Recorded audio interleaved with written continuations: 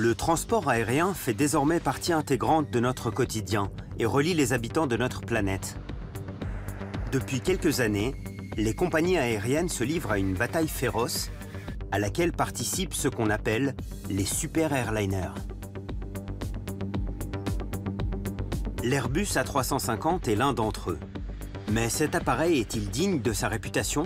Le premier vol officiel de l'A350 s'effectue entre Munich et Hong Kong. Ce bijou de technologie doit faire ses preuves dans des conditions réelles. Ce vol sans escale est un test d'endurance de 12 heures. C'est l'avion commercial le plus moderne sur le marché. Les réacteurs totalement innovants sont signés Rolls-Royce et permettent des manœuvres de pilotage exceptionnelles. On va exploiter les limites de l'appareil. Lors d'un vol d'essai, le nouvel A350 va atteindre un angle d'inclinaison de 67 degrés. Les passagers ne seront pas en reste. Parmi les nouveautés, plus d'espace et de plus grands écrans HD. Le super airliner de chez Boeing n'est pas mal non plus. De plus gros hublots et un concept d'éclairage révolutionnaire attendent les passagers du Dreamliner 787. Londres-New York en 3 heures. Il suffirait de voler à 2 fois la vitesse du son. Mais ce n'est que le début. Dans un avenir proche, les drones autonomes devraient mettre de l'ordre dans le chaos urbain. Et les développeurs se projettent encore plus loin dans l'avenir avec le concept plane. Le concept plane nous donne un avant-goût du futur. C'est ensemble que nous pouvons inventer l'avenir. Les super airliners du nouveau millénaire sont déjà en marche. Usine Airbus à Hambourg. La métropole, traversée par l'Elbe, est le 3e pôle aéronautique du monde dans la construction d'avions civils. Près de 12 000 personnes s'activent ici dans le développement, la construction et l'assemblage final.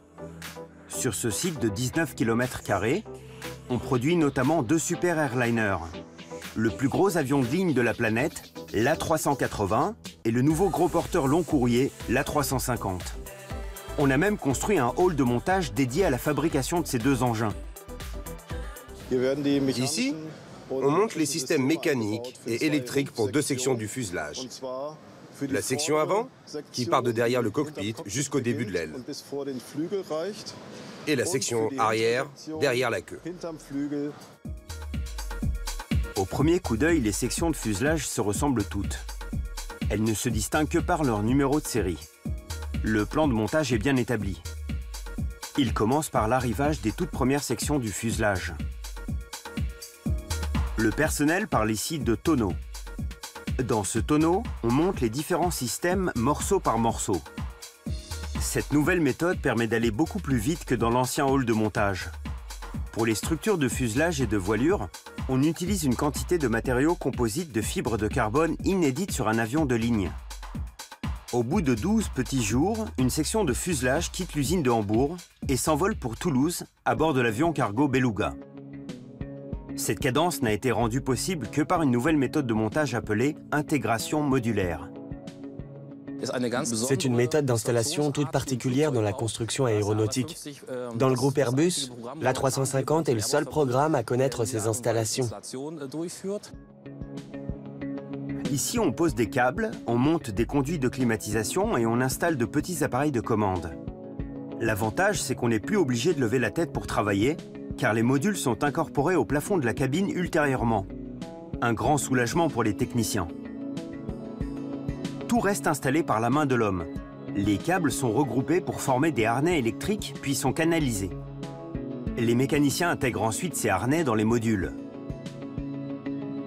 Avant le montage dans le tonneau, les techniciens contrôlent à nouveau les câbles un par un. Si tout est opérationnel, on accroche des petites cartes vertes estampillées GTI. GTI signifie Ground Test Instruction. Ça indique comment on doit tester la résistance de contact et tout le reste. La résistance électrique est évaluée en divers points à l'aide d'un appareil de mesure. Cette étape est cruciale pour assurer la sécurité en vol. Si la résistance au contact ou la résistance globale du système augmente trop, lors de gros orages, en cas de foudre par exemple, il faut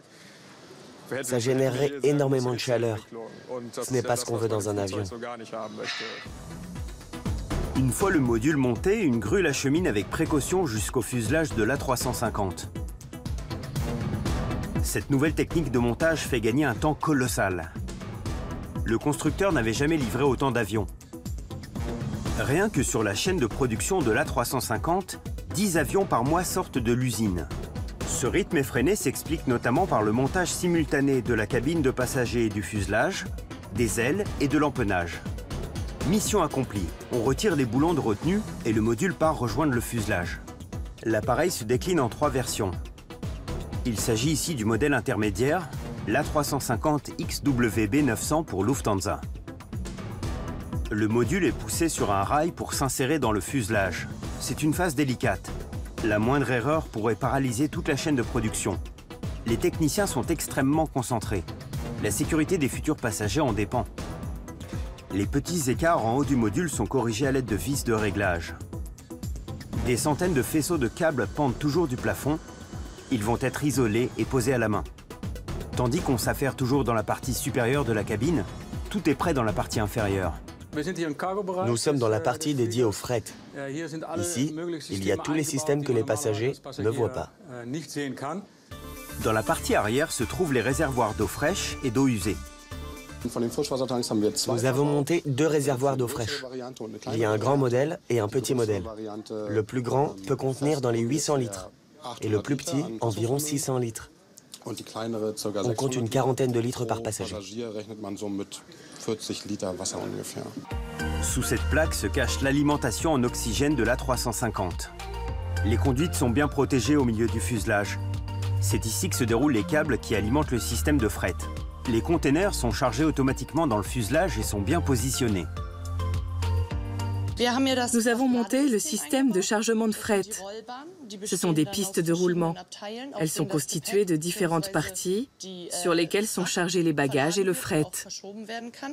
Ils peuvent donc être acheminés sans glisser. Au bout de 15 années de conception, l'A350 succède à l'Airbus A340 en tant que nouveau super airliner. La fabrication est flambant neuve. Qui dit nouveaux matériaux dit nouvelle méthode de fabrication. Les sections de fuselage sont reliées avec des boulons spéciaux. L'A350 dispose aussi d'ailes renforcées. Elles se composent de PRFC, une matière plastique renforcée de fibres de carbone, et sont conçues pour la grande vitesse. Grâce à ce matériau, la surface plane de la voilure réduit les turbulences d'air. Cela signifie moins de traînée et plus de portance, qu'on appelle aussi lift. L'avion est donc plus stable et son poids est réduit de 4,5 tonnes. Un tout nouveau procédé est employé pour la construction des surfaces portantes. À la manière d'une imprimante 3D, les surfaces portantes sont assemblées couche par couche. Alors qu'une aile en modèle réduit voit le jour, à l'usine de Stade, l'enveloppe supérieure d'une surface de portance est en quelque sorte imprimée à l'aide d'un gigantesque rouleau d'adhésif. Sur les côtés de la tête d'assemblage, 12 bobines pivotent et déroulent des bandes noires de PRFC. PRFC signifie polymère renforcé de fibres de carbone. Afin d'économiser du poids, du kérosène et de l'argent, les géants de l'aéronautique misent de plus en plus sur ce matériau. La coopération avec les différentes compagnies aériennes est capitale dans l'élaboration des nouveaux super airliners. On s'appuie sur notre expérience, sur nos vols quotidiens, pour développer de nouvelles solutions en étroite collaboration avec les constructeurs. On retrouvera ces évolutions dans les avions qui intégreront notre flotte. Toutes les parties de l'A350 produites à Hambourg décollent pour Toulouse, pour le montage final. L'avion cargo Beluga entre en action. Cet appareil est l'épine dorsale du constructeur. Il peut transporter jusqu'à 47 tonnes de cargaison, ce qui équivaut à une dizaine d'éléphants adultes. À l'usine Rolls-Royce MTOC de Dahlewitz, dans le Brandebourg, c'est le montage final du nouveau réacteur de l'A350, le Trent XWB. Cet avion en possède 2. Dahlewitz est le 3e plus gros site de production de Rolls-Royce. Ici, on construit 2 réacteurs XWB par semaine. Avec leurs 3 mètres de diamètre, ils font partie des réacteurs les plus gros et les plus modernes de la planète. Là encore, la main de l'homme accomplit le plus gros du travail. Environ 70 ingénieurs et techniciens hautement qualifiés travaillent ici et assemblent des milliers de pièces détachées comme un puzzle en 3D. Après le montage final, le réacteur subit une batterie d'essai. 40 tests peuvent être réalisés dans ce centre de 7000 m². Une fois les vérifications effectuées avec succès, le réacteur rejoint l'usine d'Airbus de Toulouse. C'est ici, dans le sud de la France, que se trouve la plus grosse usine de l'avionneur, qui dispose même de son propre aéroport. Les réacteurs en provenance de Rolls-Royce MTOC sont maintenant montés sur l'A350. Peu après, le nouvel appareil est finalisé sur le tarmac. Il a été baptisé Bonne. Les techniciens ont mis en place des sharklets améliorés. La forme particulière de ces ailerons réduit les turbulences d'air et la traînée. L'air circule de manière plus uniforme au niveau des extrémités de l'aile, ce qui assure une plus grande portée et une économie de carburant. La consommation du nouvel A350 s'élève à 2,5 litres par passager pour 100 km, ce qui représente une diminution énorme des émissions de CO2. À Toulouse, sous une pluie battante, on procède au dernier contrôle sur le nouvel engin, qui doit être livré aujourd'hui à la compagnie aérienne. Les techniciens examinent donc le Bonne sous toutes les coutures. Ryan Mackett est venu spécialement pour le grand jour. Je m'occupe du contrôle technique de l'A350 sur la chaîne d'assemblage finale et pour la livraison. J'étais au niveau de l'emprenage vertical. J'ai examiné la peinture pour vérifier qu'elle ne s'écaillait pas. Les dommages légers sont marqués avec de l'adhésif vert. À 265 millions d'euros pièce, il ne faut rien laisser au hasard et être particulièrement attentif. Afin de mieux évaluer la qualité du laquage, il faut d'abord l'essuyer. Sur le dos de la gouverne de direction, une petite éraflure est repérée. Rien de grave. Elle est marquée et sera polie ultérieurement.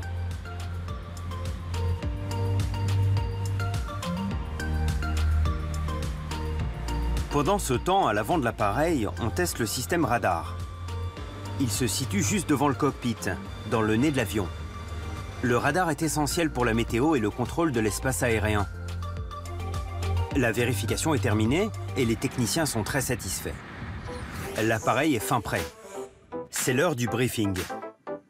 Le vol d'essai est planifié dans les moindres détails. Je propose de procéder comme ça. On fait un pull-up plus 0,5 G. Ok, j'ai bien compris. Lors de cette manœuvre de vol, l'intérieur de l'appareil est en apesanteur pendant un court instant. Puis il est prévu que l'appareil s'incline. Tout dépend aussi de la météo qui n'a pas l'air terrible à Toulouse. Ce vol va être assuré par le commandant de bord Werner Absmeyer, qui a des années d'expérience derrière lui. Le plan de vol s'adapte à la météo et il est légèrement modifié. Ainsi, tous les tests peuvent être effectués. Lors de ce vol d'essai, on va repousser les limites de l'appareil et vérifier toutes les protections, les systèmes de sécurité. Un mécanicien navigant du constructeur sera à bord. Je suis mécanicien de bord et je dirige tous les tests en vol. Sa mission est cruciale pour ce vol d'essai imminent. Les pilotes sont parés au décollage et préparent l'A350. Ce vol d'essai est aussi le vol d'acceptation. Si tout se passe bien et si aucun problème majeur ne survient, Lufthansa acceptera l'appareil. Le design du cockpit a un peu changé. Ce cockpit en verre est conçu pour 2 personnes. Comme dans l'A380, il dispose de nouveaux repose-mains en forme de champignon pour le pointage informatique. Le tableau de bord s'articule en 6 écrans à cristaux liquides de 38 cm de diamètre. Les pilotes peuvent choisir les contenus. L'appareil démarre lentement. Tout est en ordre et le pilote donne ses instructions pour le décollage. On décolle.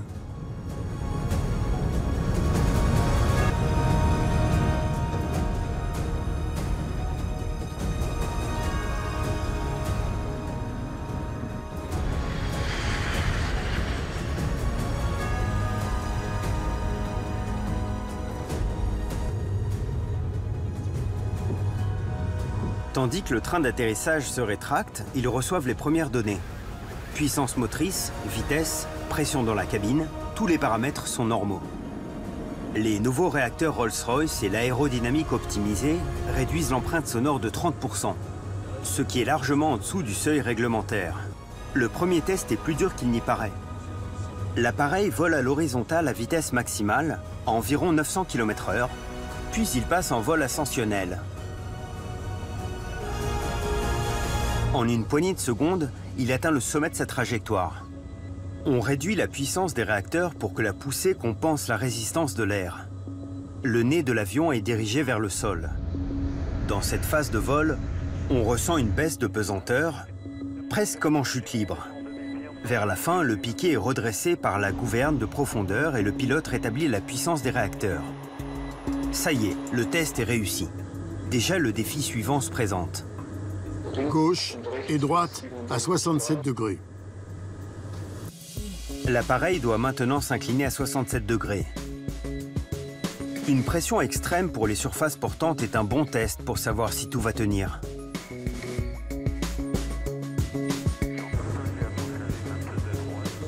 Une fois les 67 degrés atteints, le pilote relâche le levier de commande et l'appareil se redresse automatiquement de 30%. Même pour les pilotes d'essai, c'est toujours le grand frisson. Bien sûr, ce sont des tests que les passagers ne connaîtront jamais sur un vol régulier. Mais nous pouvons nous assurer que toutes les protections de l'appareil sont opérationnelles. Les protections sont des systèmes de sécurité qui se déclenchent automatiquement en cas d'urgence. Une alarme retentit et le système amorce la descente. La raison ? Une trappe qui a l'air mal fermée à l'arrière de l'appareil. Un capteur signale des bruits dans la soute. Si les soupçons se confirment, le vol d'essai doit être interrompu immédiatement. Le cockpit est envahi de techniciens. Les données sont scrutées et comparées. Les mesures indiquent que la pression atmosphérique dans la soute à bagages est stable. Il y a une petite bricole avec la porte de la soute AFT. Elle fait un peu de bruit. Il faut régler ça, mais sinon tout va bien. Le vol d'essai peut se poursuivre. On y est presque. On va faire ce qu'on appelle un bloc, à environ 3000 mètres d'altitude. Et on retourne à Toulouse. Dans le dernier bloc, ils vont simuler une chute de pression dans la cabine. C'est un test crucial. En cas d'urgence, la sécurité des passagers est en jeu. Aujourd'hui, un seul masque à oxygène est libéré. Les autres ont déjà été testés et fonctionnent sans problème. Dans ce genre de situation, le dispositif automatique prend le relais. Tous les tests sont concluants. Retour à Toulouse. Après 2h30 de vol, l'avion atterrit à l'aéroport de l'usine. Plus de 40 tests et manœuvres ont été effectués. L'équipage est satisfait et Lufthansa peut désormais acquérir son Bonn. Il reste quelques détails à régler. Après l'atterrissage, l'appareil est de nouveau passé au peigne fin. Pour accélérer le refroidissement, toutes les trappes sont ouvertes et tous les caches sont retirés. L'équipage doit maintenant analyser les données et rendre ses dernières conclusions. On est toujours très enthousiaste quand on voit un avion voler et qu'il est poussé dans ses limites. Martin a été formidable avec Werner Absmeyer. C'est quand même effrayant de voir l'inclinaison à 67 degrés et la France s'éloigner. C'est ce qui rend le vol extraordinaire.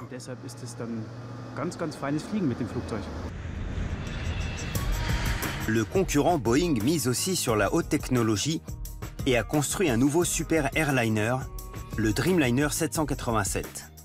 Lui aussi a recours à des matériaux plus modernes pour réduire sa consommation de carburant. Ces progrès augmentent l'efficacité, simplifient le fonctionnement de l'appareil et offrent un meilleur confort aux passagers. Les grands hublots du 787 font partie des améliorations. La plupart des gens vont adorer les hublots. Mais ça va bien au-delà des hublots. Beaucoup de nos améliorations sont invisibles. Mais on se sent bien à bord sans savoir pourquoi. Chez Boeing aussi, tous les appareils sont examinés sous toutes les coutures avant la livraison. Le 787 dispose d'un système renforcé d'anti-décrochage. Le pilote peut contrôler la manette de poussée à chaque instant. Cela s'inscrit dans la philosophie de Boeing, qui veut que le pilote ait le contrôle total de l'appareil.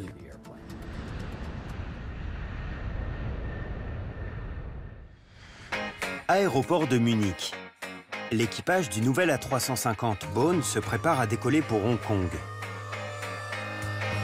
L'équipage du cockpit doit d'abord commander le carburant pour le vol inaugural. T'as pas encore emprunté le nouvel itinéraire pour Hong Kong? Moi non plus. Mais j'ai participé au calcul. Je pense qu'on peut commander le carburant, non? On est d'accord pour 71 tonnes? Parfait. Toi aussi? Ça m'a l'air bien. C'est parti. Le décollage est imminent. On se réunit une dernière fois pour comparer les toutes dernières données de vol et des passagers. Le personnel navigant est réparti en équipes et on passe en revue les particularités du nouvel appareil. Plus rapide que tous les autres avions, il va relier Munich à Hong Kong en seulement 10 heures et 30 minutes. Puis l'équipage se dirige vers l'appareil flambant neuf. L'A350, baptisé Bone, vient tout juste d'être livré à la compagnie aérienne. Il est doté d'un fuselage plus large et entièrement nouveau, d'ailes conçues pour les grandes vitesses et de nouveaux réacteurs. Le ravitaillement est en cours. Avant le décollage, le commandant de bord Andreas Jasper procède à une vérification au sol. Il inspecte lui-même l'extérieur de l'avion. Bien sûr, on ne peut pas contrôler le système, mais on peut vérifier certains éléments et apprécier l'état général de l'appareil. L'A350 Bone est paré au décollage. Les pilotes prennent place dans le cockpit. Pour des raisons de sécurité, sur les vols long courriers, il y a toujours 3 pilotes qui se relaient régulièrement.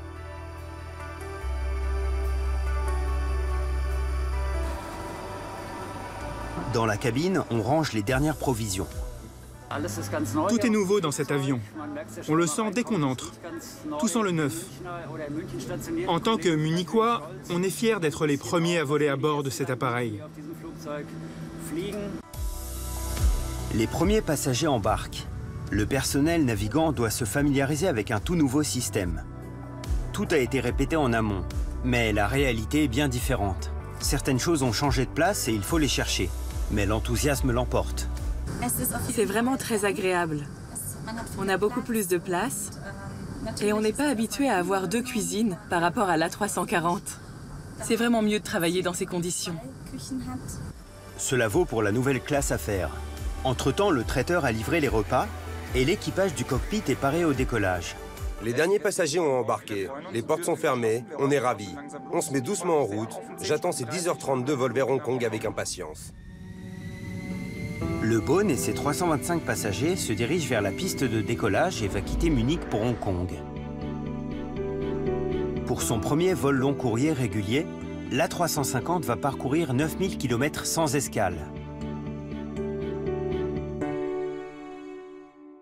L'homme a toujours été fasciné par la vitesse.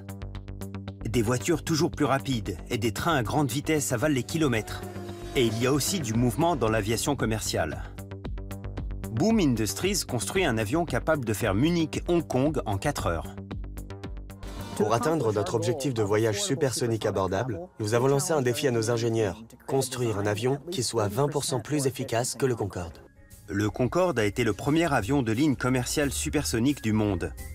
Mis en service en 1976, il effectuait un vol Paris-New York en un peu plus de 3 heures. Après le crash d'un Concorde Air France en juillet 2000, les vols ont été suspendus. Peu de temps après le Concorde, des avions de ligne supersonique ont repointé le bout de leur nez. Boom, une jeune entreprise américaine, mise sur de nouveaux matériaux. Les matériaux composites en fibre de carbone permettent de concevoir un nouveau design aérodynamique grâce à leur légèreté. Pour construire une partie de ce matériau, il faut d'abord réaliser un moule. En général, on utilise une fraiseuse CNC ou une imprimante 3D. La fibre de carbone se dépose sur le moule par couche, puis celui-ci est cuit à plus de 180 degrés. L'enveloppe se durcit et résiste à la chaleur. Comme l'appareil vole à 2 fois la vitesse du son, l'enveloppe chauffe déjà jusqu'à 152 degrés en raison de la résistance de l'air. Le système de propulsion a une toute nouvelle prise d'air grâce à des turboréacteurs. Ce système est similaire à des réacteurs classiques. Ici, 3 réacteurs sont employés, ce qui offre une réserve de puissance et une marge de sécurité. Il y a 2 réacteurs au niveau des ailes et le 3e est logé dans la queue. Avant la construction effective du nouveau super airliner, une multitude de tests doivent être effectués en soufflerie. On mesure la réaction des matériaux en cas de forte résistance de l'air. Si quelque chose s'arrache ou se déforme, il faut développer un meilleur matériau. Pour l'heure, les tests se passent très bien. Avec un Londres-New York en 3 heures, inutile d'avoir de gros fauteuils pour dormir. Les systèmes de communication et l'électronique dernier cri seront parfaits pour les voyages d'affaires. Le Beaune n'est pas aussi rapide pour rejoindre Hong Kong. L'A350 défie l'obscurité à 950 km/h. Le café est servi en classe affaires. Nous sommes dans la cuisine la plus grande. Il y a quelques nouveautés qu'on ne trouve pas dans les autres avions. Tout est neuf dans l'A350. Un réfrigérateur est à disposition des passagers. Il y a aussi des innovations écologiques qui permettent d'éliminer les restes de nourriture et de boissons. On a un coin libre-service pour que nos hôtes aient tout ce qu'il leur faut. Il y a aussi une meilleure qualité de l'air dans toutes les classes. La pression ressentie dans la cabine est moindre. Quand il s'agit d'un vol long courrier, cela permet aux passagers d'être plus détendus dans l'A350. Les sièges ont également été modifiés. Ils sont tous plus larges et plus confortables. Même la classe économique bénéficie de nouveaux critères de confort. Ici, les accoudoirs sont améliorés et les sièges vibrent beaucoup moins. Nous sommes en classe économique. Il n'y a pas si longtemps, ça aurait été une classe affaires. Nos sièges sont plus larges et plus confortables que dans n'importe quel autre avion en service aujourd'hui. Jusqu'à présent, les sièges faisaient 17 pouces de largeur, soit 43,18 cm. Les sièges de 17 pouces nous empêchent de bouger. On ne peut pas se mettre à l'aise. Notre industrie évolue tout comme les besoins des passagers. Selon une étude, la phase de sommeil est plus longue et plus intense dans des sièges de 18 pouces que dans des 17 pouces. Les recherches ont montré que 3 cm font la différence. Le confort s'est aussi amélioré pour l'équipage de l'A350. Un vrai compartiment de repos peut accueillir jusqu'à 6 personnes. C'est la couchette du commissaire de bord. Elle est destinée aux autres commissaires de bord et moi-même, car elle est juste à côté de l'interphone. Le commissaire de bord est l'interface de communication et c'est lui qui prend les appels. On peut vraiment se mettre à l'aise.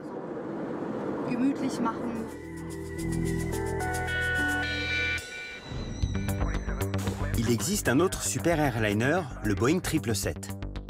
Tout comme l'A350, il est en service dans les plus grandes compagnies aériennes.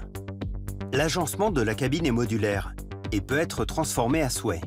Dans le Boeing 777, on a aussi mis l'accent sur des sièges plus larges et une meilleure qualité de l'air à bord. De nombreux pays commandent le Boeing 777 en différentes versions, comme le plus gros transporteur allemand. Dans sa version cargo, il peut déployer toutes ses capacités. Peu d'avions peuvent s'aligner avec lui dans cette catégorie. C'est l'un des avions les plus efficaces dans le domaine du transport. Actuellement, c'est ce qu'on fait de mieux sur le marché. Le 777 est doté d'un système de chargement révolutionnaire.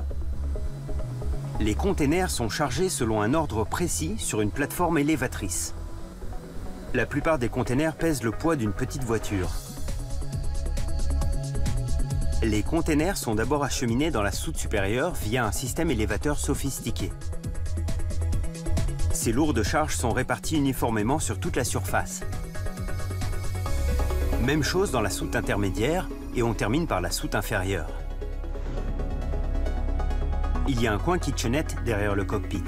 Au-dessus, l'équipage accède à la soute. Le commandant de bord, Frank Lumnitzer, contrôle le chargement. Ici, on est à l'étroit. Quand on est habitué aux cabines de passagers, ça change. Aujourd'hui, On a chargé 98 700 kilos. J'attends encore les détails, la description de la cargaison. Les compagnies de manutention me le fourniront après. Soit la cargaison a de la valeur, soit elle doit être transportée d'un point A à un point B à une heure précise. Dans ces cages, 2 lévriers de Darmstadt attendent le décollage. Les justificatifs de transport sont arrivés. Tout est en ordre. Place au contrôle extérieur du 777. Une formalité pour le commandant Lumnitzer, qui va s'envoler pour Chicago. Les techniciens ont préparé l'avion ce matin. En tant que commandant de bord, je dois me faire une idée de l'état de l'appareil. Les 777 sont équipés des plus gros réacteurs de l'aviation commerciale. Ils font plus de 3,50 m de diamètre et génèrent une poussée de plus de 50 tonnes. Ces réacteurs, construits par la compagnie Pratt & Whitney, se distinguent par une compression de l'air toute particulière. Grâce à une multitude de pneumatiques, l'air est de plus en plus comprimé pour se mélanger ensuite à du kérosène. Ce mélange s'enflamme et entraîne la turbine. L'air qui s'échappe de la turbine assure une poussée supplémentaire et transforme ce réacteur en super-réacteur. Le 777 est maintenant prêt à décoller. Il est temps de partir pour Chicago. On veut arriver à l'heure. Avec ses 11 000 km d'autonomie, depuis Francfort, le 777 opère sur un réseau de plus de 300 destinations. Pendant ce temps, notre A350 a parcouru un bon bout de chemin et se rapproche de Hong Kong. Le Boeing survole l'Himalaya. En dessous de nous, il y a des hauts plateaux à 6 km d'altitude. Mais le vol se passe bien. Les systèmes fonctionnent à la perfection. On a bien calculé nos besoins en carburant à Munich. On a suffisamment de réserves pour arriver jusqu'à Hong Kong. Tous les autres paramètres mettent les pilotes de bonne humeur. C'est l'avion commercial le plus moderne sur le marché. Ça se voit quand je compare avec les autres modèles que j'ai pilotés. L'A340 et l'A330 appartiennent à une autre génération. Ici, le cockpit est similaire à celui de l'A380. Le pointage informatique et les écrans programmables font partie des évolutions. Le système qui règle l'altitude est au milieu du module de commande, aux 2 postes. De chaque côté du cockpit, une sorte de tablette permet de regarder des documents cartographiques. L'appareil entame sa descente. Pour se préparer, l'équipage a téléchargé une carte de l'aéroport de Hong Kong. Cet avion ne nous a pas déçus. C'était un vol sans encombre. On est en approche, donc les 10h30 de vol sont derrière nous. Je suis impatient d'atterrir et de séjourner à Hong Kong. Malheureusement, l'A350 doit faire un détour. L'espace aérien au-dessus de Hong Kong est si surchargé que l'appareil doit effectuer des tours dans les nuages. Il n'y a aucune visibilité. Le pilote doit se fier à ses instruments. Tout à coup, la couverture nuageuse se dissipe. Ici, on aperçoit le centre de Hong Kong. De l'autre côté, c'est Kowloon. La tour de contrôle donne enfin l'autorisation d'atterrir. L'aéroport se situe sur l'une des nombreuses îles de Hong Kong. Dans le cockpit, on est fébrile. 70, 60, 50, 40, 30, 20. Retard, retard, retard. En répétant le mot « retard », l'avion incite le pilote à réduire la vitesse et à freiner. Tout s'est bien passé. Comme l'aéroport international de Hong Kong se trouve sur une île, il est entouré d'eau. Il est donc bien desservi. C'était mon premier vol pour Hong Kong avec l'A350. Ça s'est très bien passé. On a dû voler un peu en zigzag, on ne sait pas trop pourquoi. Mais bon, on y est. On a un peu de retard à cause de l'attente à Munich, mais ça a été. Tandis que l'équipage attend une pause bien méritée, les passagers s'apprêtent à goûter à l'effervescence de la mégapole de plus de 7 millions d'habitants. Le noyau de cette ville densément peuplée a un port important, et le centre financier fourmille de gratte-ciel démesurés. Le 1er octobre de chaque année, on célèbre la fête nationale en grande pompe. À 2 pas de l'aéroport se trouve le siège de LSG Skychef. Cette filiale du groupe allemand Lufthansa est la 2e plus grosse entreprise de traiteurs aériens. En 2017, les 35 000 salariés ont produit 696 millions de repas, réalisant un chiffre d'affaires de 3,2 milliards d'euros. On trouve de tout dans les entrepôts hongkongais de LSG. On prépare les provisions pour le vol retour de l'A350 Bone. Les chariots encore vides doivent être remplis de verre, de boissons et d'encas. C'est le numéro de commande de Lufthansa. On met tout ce qui est sur la liste dans les chariots et on recontrôle tout en termes de quantité. Tous les jours, il faut nettoyer et emballer des couverts pour plus de 10 000 passagers et tout se fait à la main. Il faut cuisiner pour des conditions extrêmes. À 10 000 mètres d'altitude, la basse pression et la faible humidité de l'air altèrent le goût. Par exemple, les plats paraissent moins épicés. Les chefs savent exactement quel plat concocter pour réveiller les papilles. Petits pains et autres accompagnements sont cuits puis emballés individuellement, plus de 10 000 par jour. Les sauces sont un peu plus épaisses pour ne pas qu'elles s'échappent de l'assiette en cas de turbulence. Chaque jour, c'est un nouveau défi. C'est plus difficile que d'être un chef classique. Il y a tellement de clients à satisfaire. Le chef veille au grain et surveille la préparation de ses créations.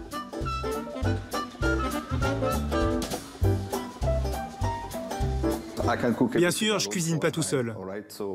J'ai une équipe. Je dois transmettre ce que je veux pour les clients, avec le même niveau de qualité.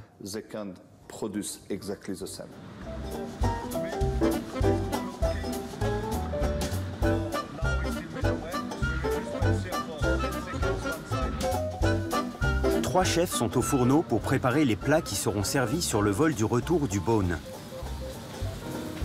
Et ça, c'est seulement pour la classe affaires. Je dois cuisiner tous les jours pour gagner la confiance de ma brigade. Je dois leur démontrer tout mon savoir-faire pour qu'ils sachent que je sais de quoi je parle.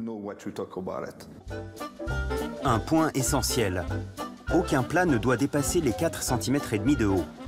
Les chariots étant étroits, les aliments risqueraient de toucher le plateau du dessus. Les chefs étoilés comme Michael Bousmar doivent obéir aux lois de la linéarité.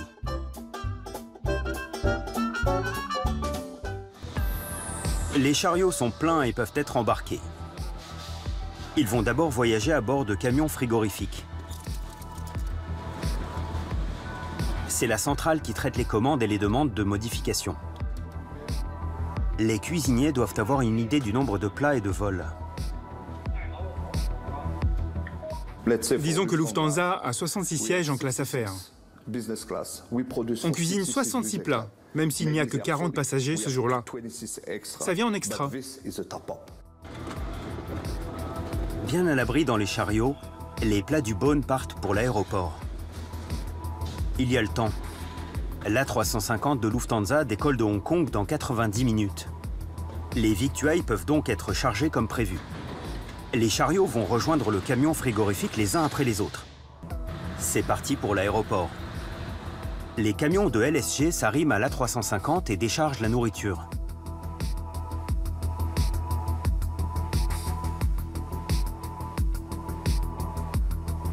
Pendant ce temps, l'équipage du Bone a embarqué et se prépare pour le vol du retour. Au bout de quelques minutes, tout est fin prêt et l'appareil se dirige vers la piste de décollage. Après le succès du vol inaugural, l'A350 effectuera désormais des vols réguliers entre Munich et Hong Kong.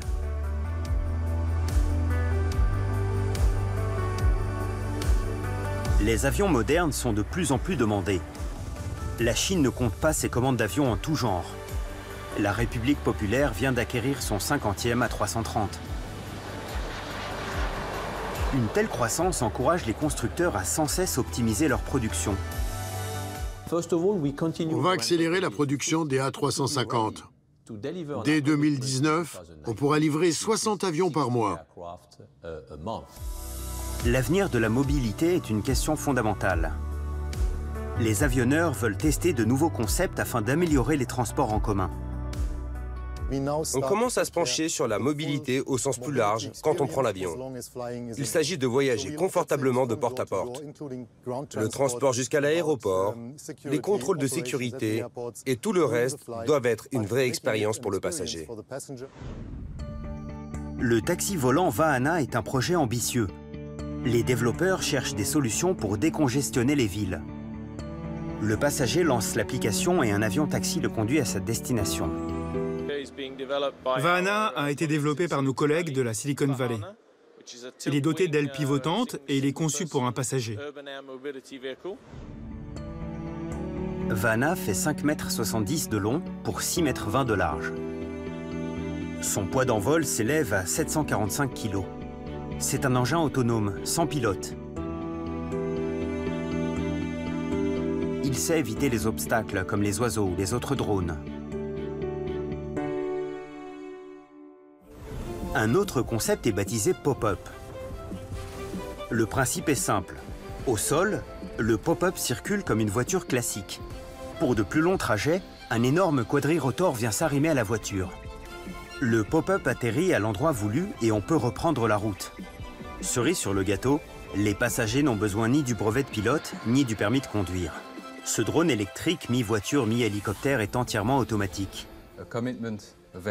Airbus a la volonté de bâtir l'avenir. Et c'est ce qui nous pousse à relever les défis industriels et environnementaux. Aéroport de Francfort. Ici aussi, il y a un super airliner, l'A380. Aujourd'hui, il part pour Houston, au Texas, et c'est un vol un peu spécial. Il accueille l'atelier du futur Flying Lab. Flying Lab est une plateforme d'innovation ouverte. On veut mettre la numérisation au plus près de notre clientèle. On peut vraiment être aux côtés des passagers. Imaginer l'avenir du transport aérien, ses changements, et même développer de nouveaux concepts.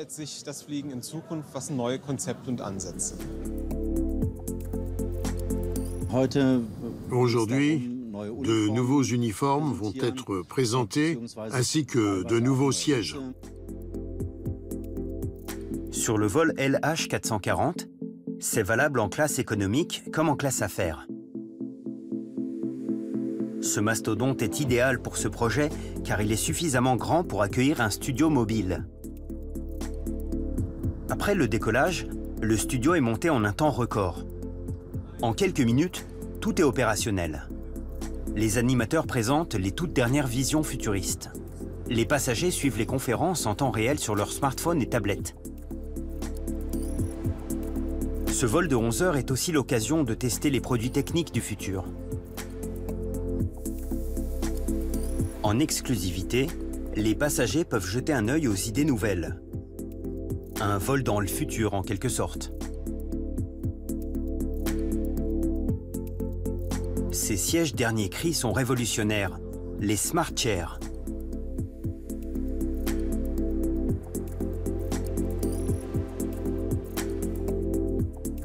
Le siège du futur est chauffant, réglable et contient un coussin intégré ajustable individuellement.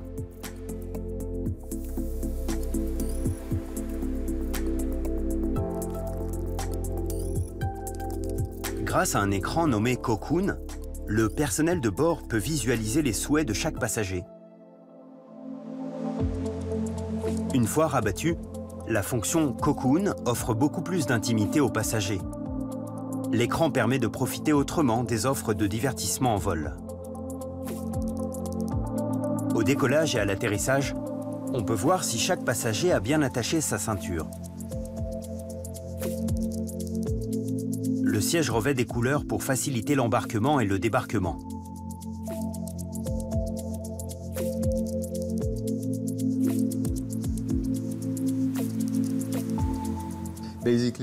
Tout repose sur les nouvelles technologies, à la manière de les développer et de les financer.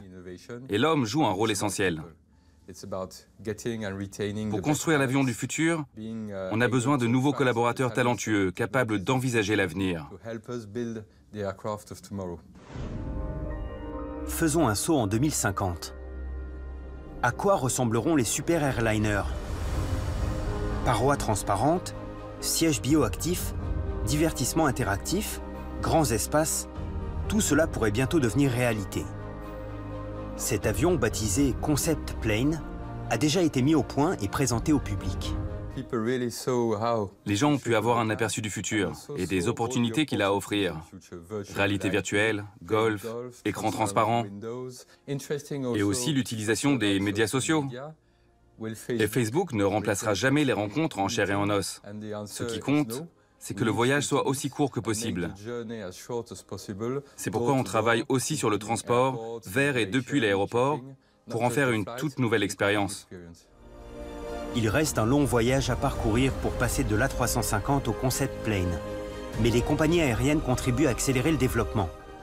On s'appuie sur notre expérience, sur nos vols quotidiens, pour développer de nouvelles solutions en étroite collaboration avec les constructeurs. On retrouvera ces évolutions dans les avions qui intégreront notre flotte. C'est le savant mélange des nouvelles technologies qui déterminera l'avenir du transport aérien et donnera naissance à des super airliners encore plus performants pour le prochain millénaire. L'aviation a de beaux jours devant elle.